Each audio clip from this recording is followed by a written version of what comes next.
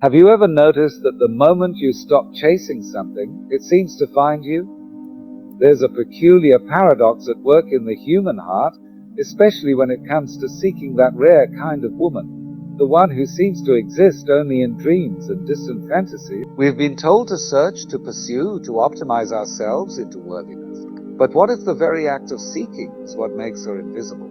You've tried everything, haven't you? You've worked on yourself, hit the gym, built your career, read the books on communication and emotional intelligence. You've swiped through thousands of faces on dating apps, each one a promise that dissolved into polite conversation or awkward silence. You've attended the social events, joined the clubs, put yourself out there with a kind of desperate optimism that exhausts you more each time. And still you feel it. That gnawing sense that the woman you're truly seeking, the one with depth, authenticity, mystery, and presence, remains somewhere just beyond reach, not the meat. Not the manufactured perfection of social media, not the scripted persona designed to attract and impress. Someone real. Someone rare. Someone who makes you feel like you've been sleepwalking through life until the moment you meet her. You've maybe even found women who seem close. So you kept searching, kept scrolling, kept hoping that the next conversation, the next date, the next encounter would finally be the one. The exhaustion isn't just physical, it's deeper than that. It's the exhaustion of treating connection like a problem to be solved, a goal to be achieved, a treasure to be hunted. You've turned yourself into a seeking machine, and the more desperately you seek, the more elusive she becomes. You lie awake some nights wondering if you're too picky, too idealistic, too damaged by past disappointments. Or worse, you wonder if the kind of woman you're imagining simply doesn't exist at all. Your friends tell you to lower your standards or just have fun. But that advice feels like giving up, like settling for a life of pleasant mediocrity when you absolutely know, there's something more profound possible. And so you're caught between cynicism and hope, between continuing the search and abandoning it entirely. Now here's where Alan Watts would lean forward with that mischievous smile and say something that sounds completely backwards at first. He'd tell you that the rarest woman in the world cannot be found because she was never lost. She'd tell you that your very act of seeking is creating the absence you feel. Think of it like this. Imagine you're standing at the edge of the ocean, desperately trying to catch a wave in your hands. You see it coming, you reach out, you grasp, and it slips through your fingers every single time. Not because you're not quick enough or skilled enough, but because you've fundamentally misunderstood what a wave is. A wave isn't a thing to be caught and possessed. It's a movement, a rhythm, a living expression of the ocean itself. The rarest woman in the world is exactly like this. She is not a static object waiting to be discovered, possessed, and secured. She's a living presence, a frequency, a way of being in the world. And here's the liberating truth that changes everything. You cannot find her through seeking, because seeking itself is the wrong relationship to have with life. We've been conditioned to believe that love, connection, and rare beauty are scarce resources that we must compete for and capture. This belief, this deep assumption, creates a psychological posture of lack. You approach life as someone who doesn't have, seeking someone who will complete you. And in that very posture, you become invisible to the kind of woman who has transcended this game entirely. The rare woman you're seeking isn't playing the game of scarcity. She's not trying to be found because she's not lost. She's not hiding herself behind filters of performances because she's made peace with her authentic nature. She moves through the world with a kind of ease that can only come from not needing validation, not needing to be chosen, not needing to prove anything. And the only way you can meet her, truly meet her, is to come from that same place. Let me take you deeper into this, because it gets interesting when you really look closely. The problem with seeking the rare woman is that seeking itself is a form of violence. Not physical violence, of course, but a subtle psychological violence. When you're seeking, you're projecting. You have an image in your mind, a composite built from past experiences, cultural ideals, romantic fantasies, and unmet childhood needs. And every woman you meet is unconsciously measured against this image. You see, she's not really there in front of you. You're looking through her, trying to determine if she matches your requirements. Does she have the right combination of beauty and intelligence? Is she emotionally available but not needy? Is she independent but not too independent? Is she mysterious enough to fascinate you, but not so mysterious that you can't figure her out? This is what Watts would call the ego's project. The ego always needs something to seek because seeking gives it purpose, identity, and a sense of forward momentum. If you actually found her and the seeking ended, what would you do with yourself? Who would you be without that constant state of dissatisfaction driving you forward? The rare woman can feel this energy from miles away. She's developed a kind of radar for it because she's encountered it so many times. Men who look at her as if she's a solution to their incompleteness. Men who are more in love with the idea of her than with the reality of who she actually is. And she instinctively moves away from this energy because she knows, perhaps not consciously, but in her bones, that this isn't love. It's need dressed up as desire. Here's another layer. We've been told that rare women are rare because there simply aren't many of them. That they're exceptional outliers in a sea of mediocrity. This belief seems logical on the surface, but it's based on a profound misunderstanding. Rarity isn't about numbers, it's about resonance. Think of a radio signal. There are thousands of frequencies broadcasting simultaneously through the air around you right now. But your radio can only pick up the frequency it's tuned to. Does that mean the other frequencies don't exist? Of course not. It means you're not vibrating at their frequency.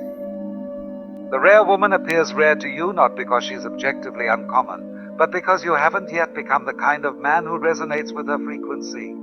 You're broadcasting on one channel, the channel of seeking, striving, and proving, while she's living on an entirely different wavelength.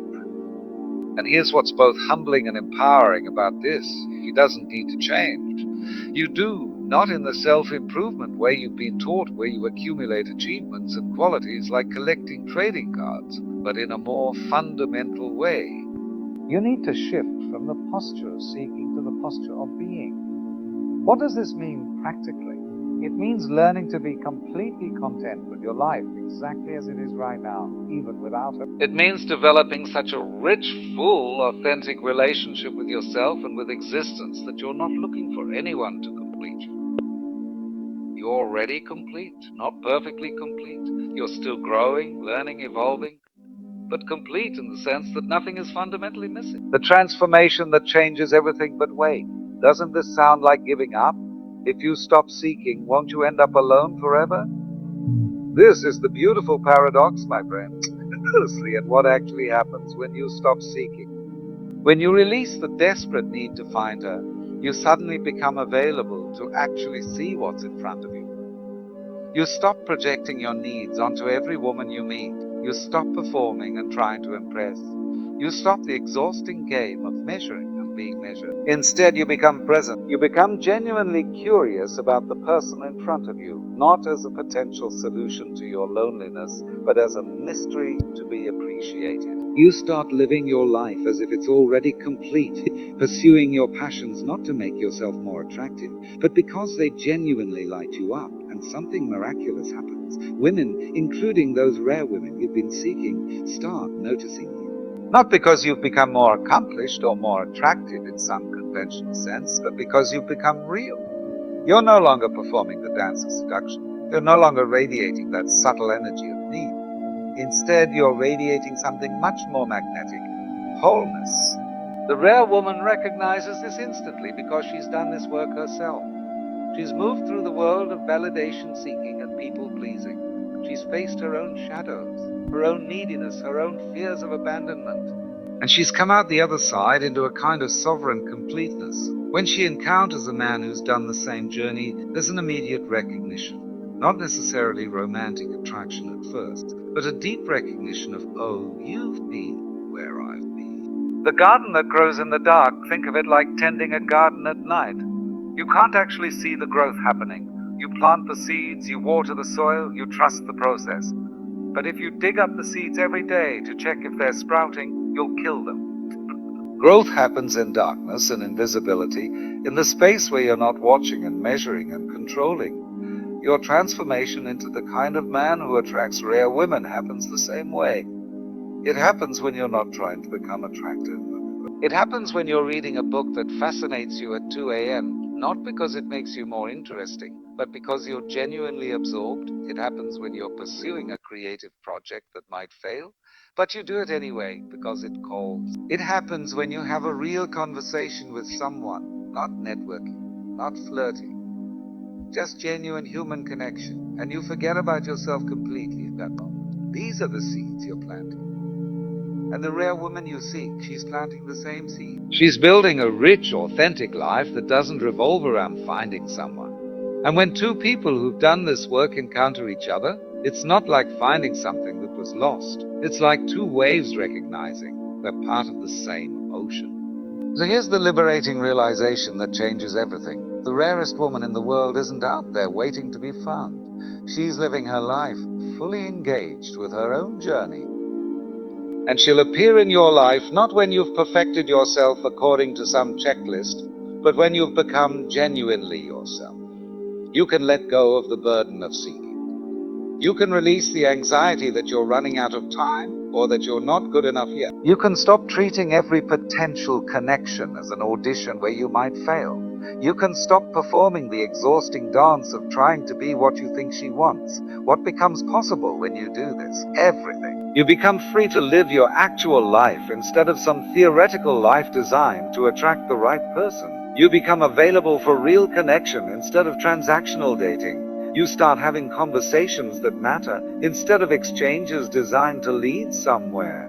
You notice beauty and depth in places you'd previously overlooked because you were too busy scanning the horizon for your ID. And here's the paradox that proves itself through living it. The moment you become truly content with being alone, not resigned to loneliness, but genuinely complete in your solitude, you become the most attractive version of yourself, because you're not available in that desperate grabbing way. You're available in the way a mountain is available, or an ancient tree, or the ocean at dawn.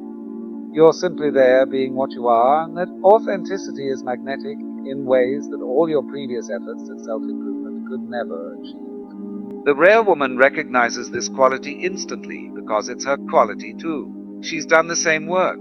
She's faced the same temptation to make herself into what she thinks will attract the right person, and she's refused that path.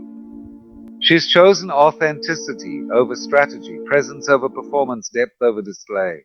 And when she encounters a man who's made the same choice, it's like two tuning forks resonating at the same frequency. What does this look like in your daily life?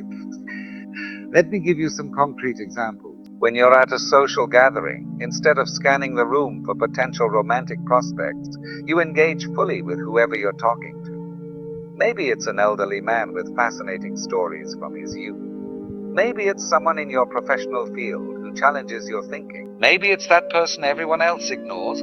You're not there to optimize your chances of meeting someone. You're there to experience genuine human connection where it arises. When you're on a dating app, if you choose to use one, you stop treating it like a numbers. You don't swipe through hundreds of profiles in a mechanical search for the perfect match. Instead, you're genuinely curious about the humans behind the profiles. You send messages that show you actually read what they wrote. You're willing to have interesting conversations that might not lead anywhere romantic, because the conversation itself has value. When you do meet someone you're attracted to, you don't immediately launch into evaluation mode. You're not asking yourself, is she the one, after the first date. Instead, you're present with what's actually happening. You notice how you feel in her presence. Pay attention to whether the conversation flows naturally or feels forced. You're curious about who she actually is, not whether she fits your checklist. In your regular life, you pursue what genuinely interests you without calculating whether it makes you more attractive. You take that pottery class even though it's not conventionally masculine. You skip that networking event because you'd rather stay home and work on your novel. You have deep conversations with your male friends about real things instead of just surface-level banter. You cry when something moves you. You laugh without restraint when something delights you. These small shifts create a completely different energy around you. You're not trying to become someone worthy of rare women. You're simply becoming more authentically yourself. And that authenticity is what makes you recognizable to the kind of woman who's done the same work. Remember at the beginning when I asked if you'd noticed how things seemed to find you the moment you stopped chasing them? This isn't just a clever saying. It's a fundamental truth about how life works. The rarest woman in the world isn't hiding from you. She's living her life with such fullness and presence that she only becomes visible to men who are living the same way. She's like a constellation that only appears to those who stop frantically scanning the sky and simply look up with quiet attention. You don't find her by seeking. You don't attract her by achieving. You don't win her by performing. You simply become so completely yourself, so at home in your own being, that when your paths cross, there's a recognition that needs no words. Two people who've stopped pretending. Two people who've made peace with their solitude. Two people who've discovered that the rarest thing in the world isn't out there to be found, but here to be lived. The rare woman you seek is seeking nothing. And that's precisely why you'll find each other. Now tell me, what would your life look like if you stopped trying to become worthy and simply started being present? Drop